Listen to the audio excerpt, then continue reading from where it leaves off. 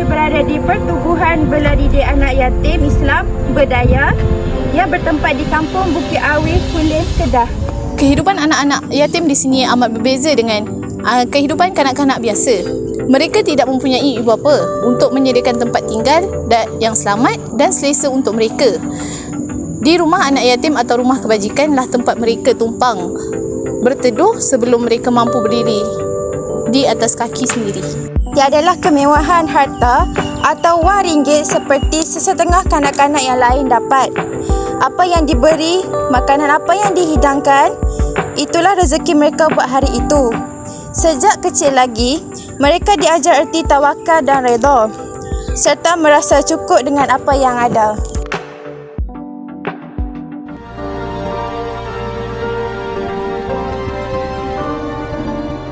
Assalamualaikum. Kami daripada Politeknik Tuanku Sultan Nabaya ingin menemu bual penyelia di sini, iaitu Encik. Sebelum kami meneruskan sesi temu bual ini, jadi boleh Encik perkenalkan diri Encik? Ya, Haji Zakaria bin Ibrahim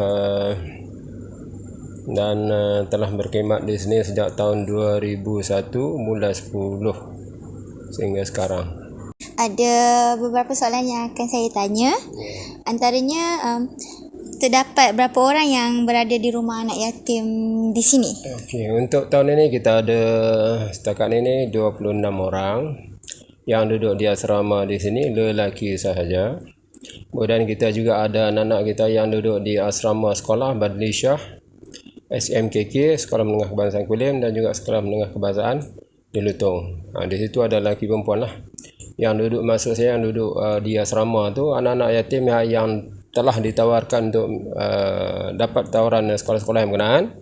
Jadi kita ambil daripada sekolah berdasarkan apa nama dia lah. Kalau sama ada dia mak ayah dia meninggal ke ataupun kedua-duanya, yang tu lah syarat-syarat dia. Jadi untuk kemasukan di asrama beraya ni, mak yatim beraya ni hanya lelaki saja. Daripada umur berapakah anak yatim ini boleh menetap di sini, dan sehingga umur berapakah anak-anak yatim ini boleh menetap di sini? Syarat kemasukannya kita letakkan berumur sekurang-kurangnya darjah 2 ataupun 8 tahun lah, yang boleh berdikari. Okey. Kemudian kita sara mereka ni sampai habis SPM lah, ataupun tamat SPM tingkatan 5 lah, 17 tahun. Mana selepas habis pada SPM tu mereka berdikari lah. Kalau sekiranya dapat melanjut ke pelajaran ke IPT, kita akan support lagi lah yuran yang mula tu.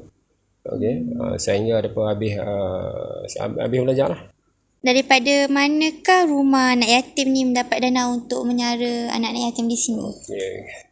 Kita lebih kurang 80% lah daripada sumbangan masyarakat sendiri, ataupun juga korporat, badan-badan korporat yang menyumbang dari segi zakat kan, yang tu lah.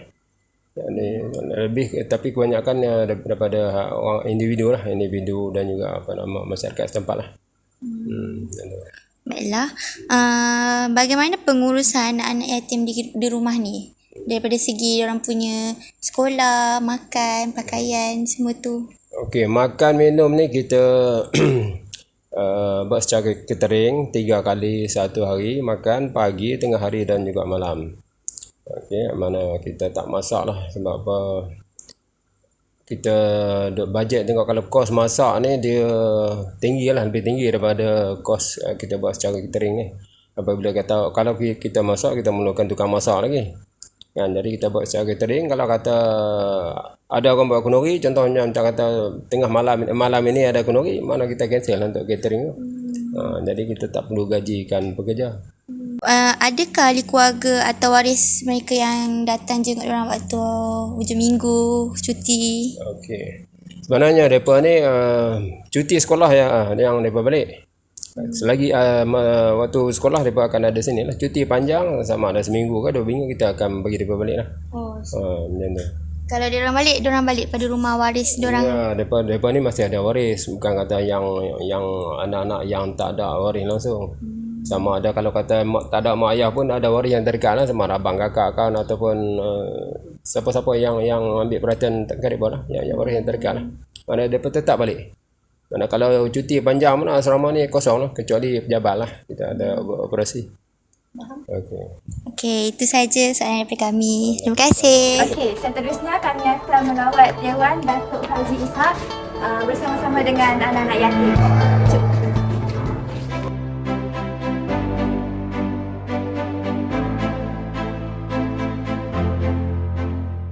Kita dapat lihat mereka sedang melakukan aktiviti gunting rambut.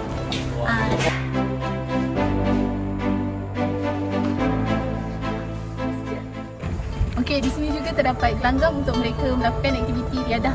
Tak.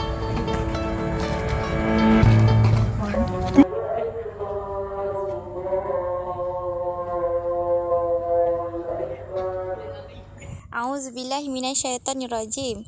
Daripada Abu Hurairah radhiyallahu anhu wa radhu'an bahawa Nabi SAW bersabda, kafilu yatimi lahu aw li ghairihi anna wa huwa kahataini fil jannah. Maksudnya, orang yang menanggung anak yatim miliknya atau milik orang lain, aku dan dia seperti dua ini. Nabi Muhammad SAW mengisyaratkan dengan dua jari baginda SAW di syurga. Riwayat Muslim 2983. Seterusnya, firman Allah SAW, fa'ammal yatima fala taqhar. Maksudnya, oleh itu, adapun anak yatim, maka janganlah engkau berkasar terhadap mereka. Surah Duha ayat 9. Kesan buruk dari perspektif ini adalah anak-anak akan mengabaikan ajaran Islam. Hal ini terjadi kerana sikap ibu bapa yang kurang peka dalam memberi bimbingan yang secukupnya kepada anak mereka. Sesetengah dari mereka hanya memberikan didikan akademik sahaja. Oleh itu, tercetuslah sikap anak-anak yang kurang sopan dan melakukan perkara yang bertentangan dengan ajaran Islam. Sebagai contoh, mencuri dan menipu. Seterusnya, cara ibu bapa mendidik anak-anak. Ibu bapa juga mesti memberikan pendidikan kepada anak-anak. Anak-anak perlu dihantar ke sekolah untuk mendapatkan pendidikan formal. Anak-anak juga mesti diberikan pendidikan agama dan moral supaya menjadi anak yang baik dan berguna untuk bangsa, agama dan negara. Anak-anak yang memperolehi pendidikan yang sewajarnya akan dapat menjalani kehidupan dengan baik semasa mereka dewasa kelak. Isu-isu yang berkaitan dengan tanggungjawab ibu bapa terhadap anak-anak kerap dibincangkan dalam majalah dan stesen televisyen. Sesungguhnya tanggungjawab ibu bapa terhadap anak-anak amat besar dan perlu dilaksanakan dengan baik. Pada pandangan saya, tidak wajar ibu bapa mengambil mudah dalam menjalankan tanggungjawab terhadap anak-anak. Sebagai kesimpulan, terdapat beberapa tanggungjawab yang perlu dilaksanakan oleh ibu bapa terhadap anak-anak. Tanggungjawab ibu bapa terhadap anak-anak ini perlu dilaksanakan secara berterusan. Pada pendapat saya, pihak kerajaan boleh membantu ibu bapa dalam melaksanakan tanggungjawab terhadap anak-anak melalui kursus keibubapaan dan kaunseling. Anak-anak pula mestilah membalas segala jasa ibu bapa setelah mereka dewasa dan bekerja kelak.